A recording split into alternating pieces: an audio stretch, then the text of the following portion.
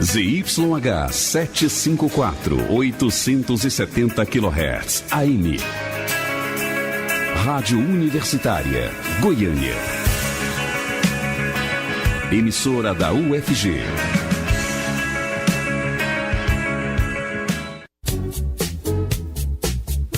Começa agora o Jornal das 6. Independência e credibilidade desde 1980.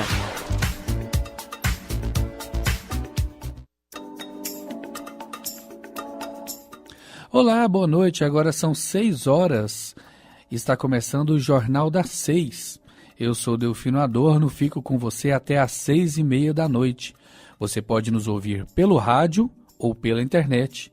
No rádio, a sintonia é 870 AM ou através do site www.radio.ufg.br. Você pode também baixar o aplicativo para celulares. O aplicativo é o Minha UFG. Jornada Universitária nas eleições 2018. De olho no voto. Nessa e nas próximas semanas, o Jornal das 6 apresenta uma série de entrevistas com os especialistas que discutem temáticas fundamentais para o Brasil e são pautas aí na campanha eleitoral deste ano. Hoje nós vamos continuar falando sobre o tema Saúde nas Eleições com o Dr. Elias Rassi Neto. Nós transmitimos a primeira parte dessa entrevista ontem e hoje nós vamos continuar falando com o professor do IPTESP, que é o Instituto de Patologia Tropical e Saúde Pública da UFG. Ele conversou com o jornalista Rodrigo de Oliveira. A saúde pública é um dos temas mais espinhosos para os candidatos aos cargos majoritários. A população cobra melhorias constantes e os candidatos não podem fugir do tema em seus programas de governo. Para falar sobre esse assunto, a Rádio Universitária convidou o Dr. Elias Rassi Neto, professor do IPTESP, o Instituto de Patologia Tropical e Saúde Pública, e membro do Núcleo de Estudos em Saúde Coletiva da UFG. Oi, professor, tudo bem?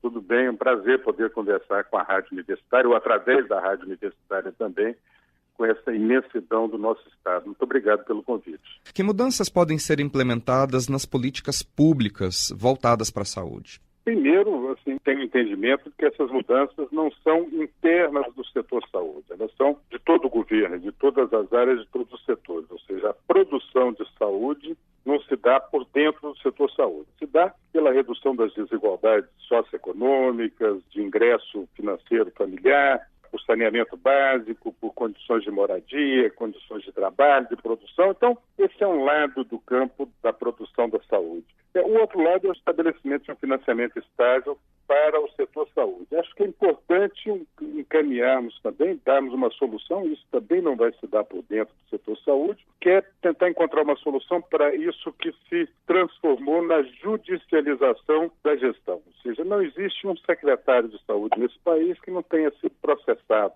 Não é possível que isso continue dessa maneira. O Ministério Público estaduais e o Ministério Público Federal precisam reencontrar o seu caminho, o caminho de necessidade do nosso país e colaborarem, contribuírem com a administração do setor saúde, não ficarem buscando entraves ou criando entraves a cada momento. Não estou falando da busca ao final da corrupção, não se trata disso. Se trata da criminalização de atos de gestão absolutamente legítimos. Isso tem sido um empecilho muito grande. O fortalecimento da atenção primária, é inegável que isso precisa acontecer. E explicitarmos como vai se dar o relacionamento público-privado. Seja público-privado no campo da compra de serviços privados pelo setor público, seja, por exemplo, a política tributária que isenta, que faz renúncia fiscal no pagamento dos planos de saúde, da saúde suplementar. Isso quer dizer transferência de renda das populações que mais necessitam para aquelas populações para o financiamento da saúde suplementar. Esses valores são muito expressivos. Eu diria assim, a grosso modo, essas são questões relevantes a serem enfrentadas imediatamente por qualquer governo que se estabeleça. Professor, que tipo de promessas de candidatos que são plausíveis e que tipo de promessas que são inviáveis? Penso que as promessas, vou construir isso, vou construir aquilo, elas já se mostraram no decorrer do tempo que são falácias, que se transformam em são folhas lançadas ao vento aí. Eu penso que ele precisa transmitir credibilidade e sinceridade suficiente para que a população traduza isso como vontade política de investimento na saúde. E aí não se trata apenas de investimento econômico, financeiro, investimento emocional, investimento de tempo de governo, de vivência, de participação na tomada de decisões, na capacidade de ouvir a sociedade, de ouvir a população, as organizações não governamentais, as associações, sindicatos, fortalecimento do Conselho de Saúde, seja o Conselho Municipal, Estadual ou o Conselho Nacional de Saúde. Existe um certo conflito entre os parlamentos e os conselhos de saúde. É necessário que os legislativos construam formas de diálogo. É impensável o que acontece no país, onde as câmaras municipais, as assembleias legislativas, Congresso Nacional, se eximem de ouvirem os conselhos de saúde correspondentes, deixem de absorver essa enorme experiência e essa enorme capacidade de compreensão da realidade de saúde na formulação das leis. Vejam que as resoluções dos conselhos de saúde não têm nada a ver ou apresentam distâncias quilométricas das leis que são votadas nos nossos parlamentos, praticamente não dialogam. Eu penso que a promessa principal é a capacidade de mostrar sinceridade quando fala assim, não, eu vou priorizar o setor saúde. Eu tenho vontade política de enfrentar os problemas. Quando você iniciou na nossa conversa, você falou assim, que, de certa maneira, era um tema espinhoso para os candidatos. Mas esse espinhoso, quer dizer, por que a rotatividade de poder, a troca de governantes, o processo eleitoral? É para que essas questões mais espinhosas possam ser debatidas e encaminhadas conforme a vontade da nossa sociedade, né? Então, eu gostaria de ver muito o candidato a governador transmitindo com sinceridade de que a vontade política é de enfrentamento, de participação no que diz respeito aos problemas do setor saúde e também com relação ao governo federal, ou seja, como é que se fala em melhorar o setor saúde se vota no Congresso uma emenda constitucional que limita os recursos do setor saúde para os próximos 20 anos. Professor, o senhor levantou a bola, eu vou ser obrigado a cortar. Essa questão do tema espinhoso é muito porque a saúde, obviamente, é uma área que exige grandes investimentos, mas que tem um retorno publicitário e talvez político baixo para o governante. De que forma que o governante pode computar esse tipo de retorno e fazer com que investimento na saúde apareça para a população? Olha, eu penso que a simples presença do governante junto a esses problemas, ouvindo, sensibilizando, buscando soluções, envolvendo o governo como um todo na busca de soluções, traz resultados eleitorais, inclusive, muito expressivos, né? A sociedade, eu acho que já, nessas tantas décadas já pós-ditadura militar, já tem uma percepção daqueles governantes que trabalham, né, no rumo da solução dos seus problemas e sabem reconhecer quando eles não são os causadores dos problemas, mas aqueles que estão buscando construir soluções. Eu acho que, embora espinhoso, o papel do político é enfrentar os temas espinhosos, porque se fosse só para bater pênalti, não precisava, né? Claro. Dessa organização política. Professor, fala-se muito em melhorar o atendimento nos hospitais, mas fala-se pouco em saúde preventiva. Não seria mais barato investir em prevenção? É muito mais barato. Você tem total razão com relação a isso. É muito mais barato, muito mais efetivo, mas, por outro lado, nós temos milhares e milhares de pessoas que precisam de atendimento, seja para situações emergenciais, sejam para situações que vêm se cronificando, né? Doenças de hipertensão, diabetes e assim por diante. Então, ao mesmo tempo que se estimula e se investe na prevenção e na promoção da saúde, existe a necessidade também de investimento na atenção àqueles que já adoeceram, né? Que já se encontram em estado de doença. O sistema de saúde acho que vai permanentemente sofrer um pouco esse dilema. Algumas regiões um pouco menos. Vou dar um exemplo. O coeficiente de mortalidade infantil no Japão, em torno de, ou seja, 2 crianças morrem antes de completarem 1 ano de vida para cada 1.000 que nasceram vivos. Nós temos regiões no Brasil que isso é em torno de 20, 25, Goiânia está em torno de 12 ou 13, já teve acima de 100 Ou seja, existe uma margem, por exemplo, se a gente compara com o Japão, a gente pode ainda falar, poxa, a mortalidade infantil em Goiânia ainda pode ser reduzida em 6 vezes. Se o Japão fez isso, é possível se realizar isso também no Brasil. É óbvio que daqui para frente é um pouco mais difícil. No Japão, a criança morre antes de 1 ano de idade por doença congênita, ou seja, uma doença que ele já nasceu com ela. No Brasil, além da doença congênita, nós temos problemas de gravidez, de parto, de mau acompanhamento e assim por diante. Então, eu penso que ele precisa investir de um lado e precisa também investir do outro. Ou seja, eu preciso investir na redução da mortalidade infantil, né, como nesse exemplo que eu dei, mas ele também precisa investir no atendimento desses 12 ou 13, que são mais, né, são 12 ou 13 que morrem, mas morrem com 100 que vão ser internados durante o primeiro ano de vida. Então, ele precisa tratar desses 100 que são internados e que levam 12 ou 13 à morte, e ele precisa, ao mesmo tempo, estar investindo para que no próximo ano, ao invés de um coeficiente de mortalidade infantil de 13, a gente já tenha conseguido reduzir para 11, no ano seguinte para 9 e para 7. É uma estrada onde o esforço é feito com as duas mãos, na minha forma de ver. Essa foi a participação do Dr. Elias Rassi Neto, professor do IPTESP, Instituto de Patologia Tropical e Saúde Pública, e membro do Núcleo de Estudos em Saúde Coletiva da UFG. Dr. Elias, muito obrigado por falar com a Rádio Universitária.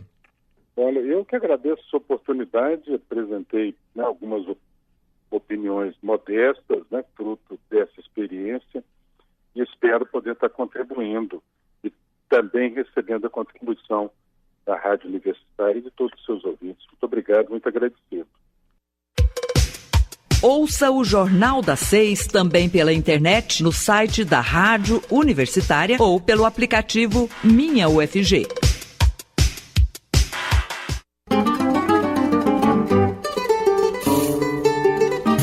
Na Universitária tem Sintonia do Samba. Todos os sábados ao meio-dia aqui na Universitária, a rádio da UFG.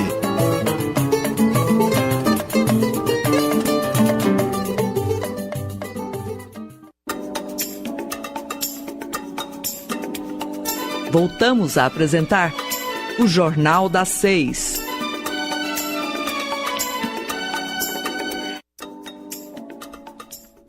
Agora 6h11 e o SINTIFES, Sindicato dos Servidores das Universidades Federais em Goiás, agendou uma série de assembleias durante esta semana para discutir assuntos relevantes para a categoria dos servidores da ativa e também dos aposentados da UFG, IFG e IF Goiano.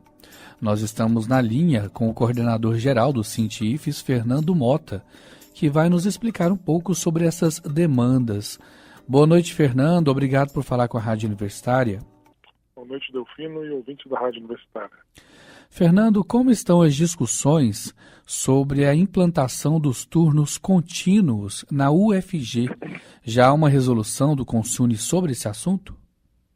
Não, ainda não é uma resolução, apenas uma minuta que o reitor nos entregou na semana passada, e nós estamos fazendo uma sequência de assembleias e também reuniões em diversas unidades e órgãos da UFG, campus também, né, fora de Goiânia, para poder entender essa minuta, colher sugestões de alterações, antes de ela ser encaminhada ao Conselho Universitário.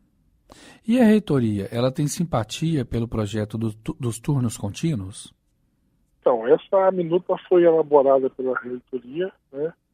Foi um compromisso do então candidato Edivar à eleição da reitor, né? E ele está cumprindo agora com a apresentação desse modelo, né? Nós tivemos a assembleia hoje aqui na Praça Universitária, na semana que vem devemos fazer no Campus 2 da UFG, em Aparecida na quinta-feira, na terça-feira da semana que vem vamos fazer em Catalão e depois Jataí e Goiás. Então a gente está colhendo esses subsídios, entendendo melhor a minuta. Às vezes um colega numa reunião, numa assembleia, outro levanta um questionamento que a gente não havia pensado. Tudo isso para a categoria entender o conteúdo e também fazer sugestões pertinentes de alterações para a gente encaminhar para a reitoria. E há uma disposição da reitoria da universidade em implantar esse projeto de turnos contínuos? nós acreditamos que sim, uma vez que foi iniciativa dela de apresentar a minuta, né? E na minuta apresentada nós não vimos, por enquanto, nenhum artigo, nenhuma questão que restringe muito, fora do que já tem na legislação específica, né, instituída nos contínuos. Então, a minuta está bem enxuta, aparentemente os artigos estão bem tranquilos. Uma outra observação que foi feita hoje, que a gente vai solicitar alteração, mas nada que impeça a implantação dos turnos contínuos.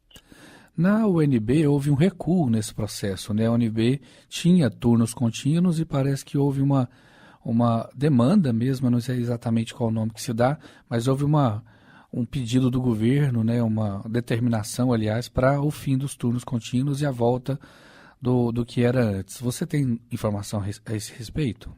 Sim, nós tivemos inclusive uma ex-servidora da UNB que está na UFG agora que nos posicionou isso na Assembleia de hoje. Mas também tivemos uma plenária da FASUBRA nesse último final de semana, onde várias entidades sindicais de outras universidades colocaram que estão avançando, algumas também nos turnos contínuos, outras retrocedendo, porque essa definição, né, ela não é um direito líquido e certo, né? Depende muito da gestão concordar, a gestão tem interesse, e muitas vezes os órgãos de controle, eles tentam buscar argumentos para forçar a gestão a acabar com turnos contínuos. Então, é uma disputa que nós estamos constantemente, até que a gente consiga aprovar uma lei que normatize isso de forma definitiva. No final da semana passada, o Ministério do Planejamento divulgou uma nova portaria sobre a implantação do ponto eletrônico em todo o serviço público federal. O que diz essa portaria? Você tem conhecimento dela? Sim, na verdade é uma instrução normativa.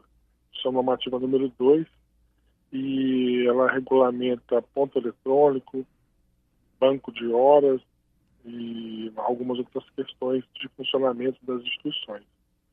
A gente está estudando essa portaria, essa instrução normativa, e também já pedimos à nossa assessoria jurídica que estudasse. Também foi tema de debate durante a plenária da FASUBRA a divulgação dessa portaria. Tem alguns artigos que nos parece que tem alguma ilegalidade, né? E artigos que prejudicam bastante o servidor também.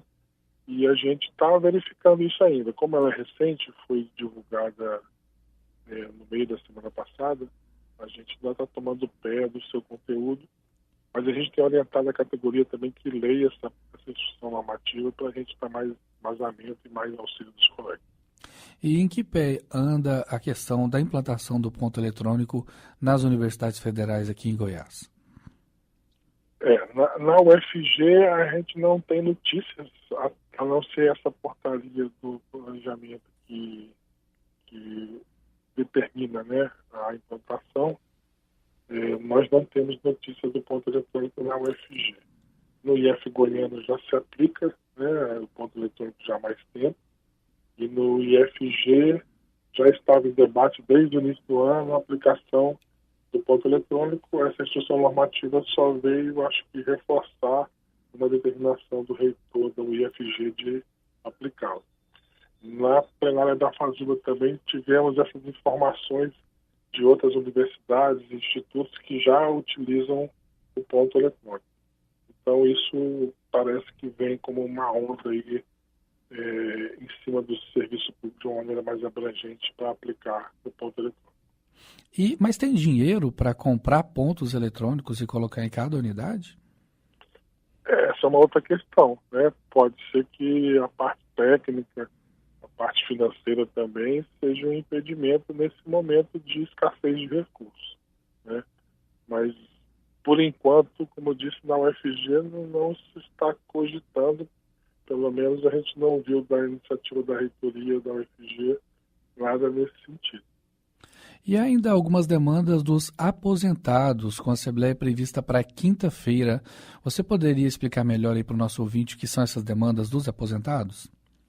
Sim, a gente faz reuniões ou assembleias específicas de aposentados com uma certa periodicidade, até para mantê-los informados em relação às questões de respeito à categoria como um todo, né?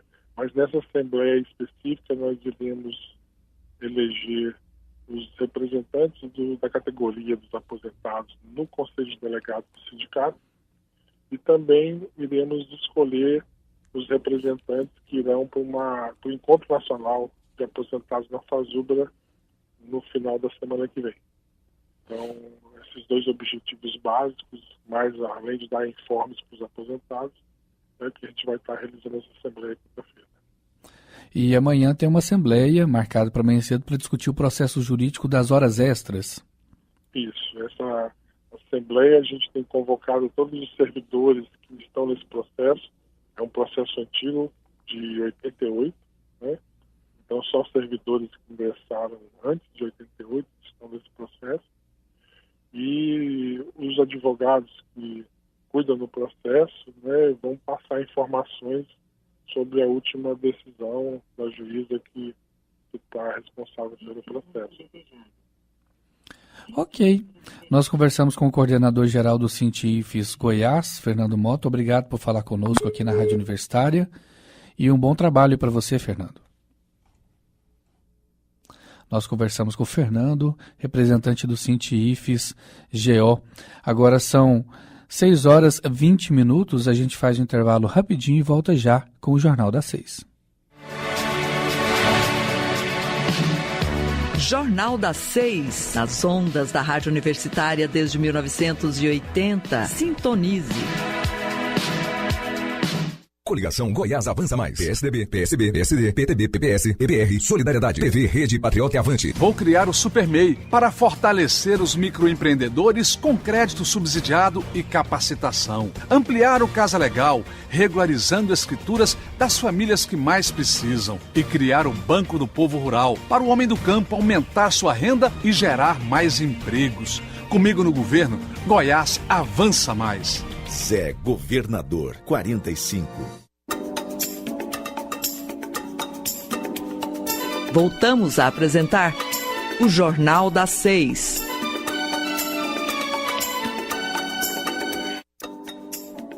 Seis horas e 21 minutos. E já imaginou ir ao supermercado na quarta-feira, dia de promoção de hortifruti, e ver os preços mais caros do que em dias normais? Pois é, isso pode estar acontecendo em alguns supermercados de Goiânia. O consumidor tem que ficar atento para não comprar gato por lebre. Ir lá no dia da promoção e comprar mais caro. Nós convidamos o gerente de pesquisa e cálculo do Procon estadual, Gleidson Tomás, porque o Procon Goiás esteve em vários supermercados de Goiânia e fez uma pesquisa. Ele vai falar conosco agora sobre essa pesquisa. Boa noite, Gleidson, tudo bem? Boa noite, Delfino, tudo bem? Boa noite, ouvintes da Rádio Universitária. Então, aconteceu de, em algum supermercado, o preço estar mais caro do que no dia normal? Sim, praticamente em todos os supermercados. A nossa intenção, na realidade, Delfino, quando nós fizemos esse levantamento, foi fazer 2 visitas. Então, nós fomos nesses 13 supermercados em dia normal e em dia de promoção, porque a intenção era mostrar para o consumidor a economia que ele poderia ter, na realidade, né, ao optar pelos dias de promoção. Só que, na realidade, nós identificamos, é claro que o consumidor pode ter sim uma economia, deixe de tomar alguns cuidados que a gente vai comentar aqui, mas nós encontramos vários outros produtos que em dias de promoção estão mais caros do que os praticados nos dias normais. Então, se o consumidor não ficar atento, aquela economia que ela consegue aí na compra de alguns produtos promocionais, pode acabar ficando lá mesmo no próprio supermercado. Então, quais produtos que tiveram esse valor majorado no dia da promoção? Olha só, a gente pode citar a pera Williams. No dia normal, ela, no mesmo supermercado, esses dados que a gente vai citar, no mesmo supermercado estava custando R$ 1,99. E no dia de promoção, o valor da pera, do quilo da pera, subiu para R$ 9,99, um acréscimo de 402%. O alface, por exemplo, é de R$ 2,29 no dia normal e R$ 4,59 no dia de promoção. Nesse caso aí, o aumento foi de 100,44%. A gente pode citar também a couve, com aumento de 86%, os ovos brancos de 79% de aumento, a batata doce 43%. Então, o consumidor tem que ficar atento mesmo, senão, ao invés de estar tendo aí economia, ele vai ter prejuízo no bolso. Mas isso não caracteriza má fé? Desculpa, Delfino, não entendi. Isso não caracteriza má fé, uma vez que você fala que está com desconto e chega lá e ele está mais caro? Olha só, funciona da seguinte forma. Se o estabelecimento anuncia o produto, obrigatoriamente esse produto tem que estar com preços mais baixos do que os praticados em dia normal. Por isso que a gente orienta o consumidor o seguinte: se a dona de casa já tem conhecimento dos preços, fica mais fácil. Então, é só ela procurar aqueles produtos que de fato ela tem conhecimento e sabe que está mais barato. Caso aquele consumidor não tenha esse conhecimento, o ideal é focar somente nos produtos que estão anunciados, porque esse sim, obrigatoriamente, tem que estar abaixo do preço normal. Agora, os outros produtos que não estão anunciados em promoção, o estabelecimento tem liberdade para alterar os seus preços. Então, nesse caso, não configura prática abusiva, mas se o consumidor identificar, ele que tem conhecimento dos preços, identificar um produto anunciado em promoção, quando na realidade tem como comprovar em um dia anterior, por exemplo, que ele estava mais barato, pode denunciar junto ao PROCON, porque aí sim configura prática abusiva. E aí essa denúncia tem que ser feita de qual maneira? Ele pode fazer pelo 151, que é o telefone, e se ele fizer a denúncia identificada, a gente dá uma resposta para ele de qual foi o resultado dessa denúncia, ou ele pode também fazer essa denúncia pelo PROCON Web, é um link que tem dentro do site do PROCON. Mas é muito importante que ele tenha subsídios, tenha documentos para comprovar que de fato está tendo essa divergência de preço aí, essa prática abusiva. Então, se ele fizer essa denúncia ainda dentro do estabelecimento, tem como o PROCON fazer a constatação de imediato no local, e se for comprovado a irregularidade, o estabelecimento é autuado também de imediato. Então, só para entender direitinho aqui, então no dia de promoção, que normalmente é terça, quarta, o dia de promoção de hortifruti, se o produto foi anunciado, ele tem que estar mais baixo. Se ele não mais baixo. Mas acontece de alguns estabelecimentos cobrarem mais baixo esses produtos e majorar outros produtos do próprio supermercado. Exatamente. Olha só, nós fizemos uma simulação para o ouvinte entender. No mesmo supermercado, 5 produtos nós pegamos como exemplo que está sim em promoção. Então, por exemplo, a cenoura, a beterraba, a maçã, a banana e a manga, ele vai ter uma economia para levar 1 quilo de cada um desses produtos de R$ 8,70. Só que, de repente, ela acaba vendo o brócolis ali e acaba levando o brócolis. Só que nesse estabelecimento, em dias normais, o brócolis custava R$ 6,16 e nesse dia de promoção, ele está custando R$ 14,99, ou seja, ele está fora dos itens em promoção. Então, essa economia que o consumidor vai conseguir aí de R$ 8,70 vai ficar ali mesmo no supermercado, porque nesse caso vai ter um prejuízo de R$ 8,83. Então, nesse caso, sim, o consumidor vai ter prejuízo ao invés de economia. Agora, a gente tem que destacar também, né, Delfino? Por exemplo, o consumidor que vai comprar o quilo do tomate, por exemplo, nós encontramos por R$ 6,98 em dia normal, mas por R$ 98 em dia de promoção. Então, ele vai ter economia aí de 85%. Da mesma forma, também a cebola, a economia pode chegar a 82%. O tomate, 85%. A batata inglesa, 69%. Então, tem sim economia, tem que priorizar esses dias, mas tem que ter essa cautela. Vocês pesquisaram 13 estabelecimentos, indo em cada um deles 2 vezes? 2 vezes, um em dia normal e um em dia de promoção. E há diferenças grandes entre um estabelecimento e outro? Muito grande. E às vezes a gente vai citar aqui a variação, o consumidor pode pensar o seguinte: essa variação que o PROCON está divulgando é porque visitou um estabelecimento em dia normal, depois visitou outro em dia de promoção, então dá essa variação. Mas pelo contrário, esses dados que eu vou citar aqui são no mesmo dia, ou seja, variação de preço entre os estabelecimentos visitados comparado pelos dias normais. Olha só, o Giló, a variação chegou a 984%, enquanto o consumidor pode encontrar o quilo aí de até R$ 12,90, tem supermercado que chega a praticar o valor de R$ 1,19. Então tem um leque de opção para o consumidor. No caso aí da pera, de R$ 1,99 em um local até R$ 13,19 em outro, 560% de variação. O repolho verde, de 99 centavos em um local até R$ 5,59 em outro, variação de 464%. Então a variação é muito grande, inclusive em dias habituais. Ok. O consumidor pode encontrar essa pesquisa inteira no site do PROCON?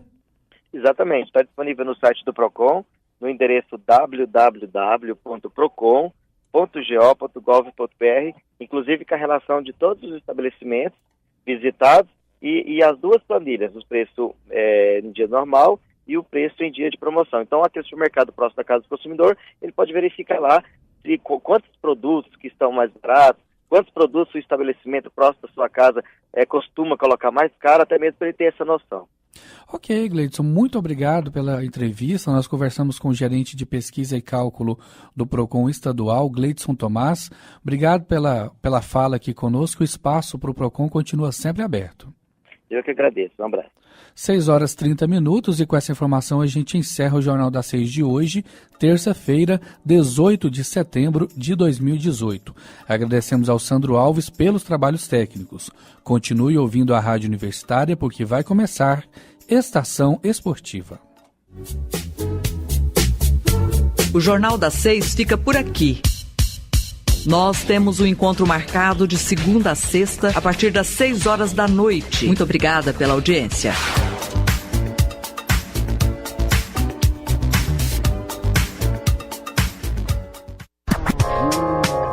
Universitária Goiânia, 870 AM. Música, informação e diversidade cultural. Emissora da UFG.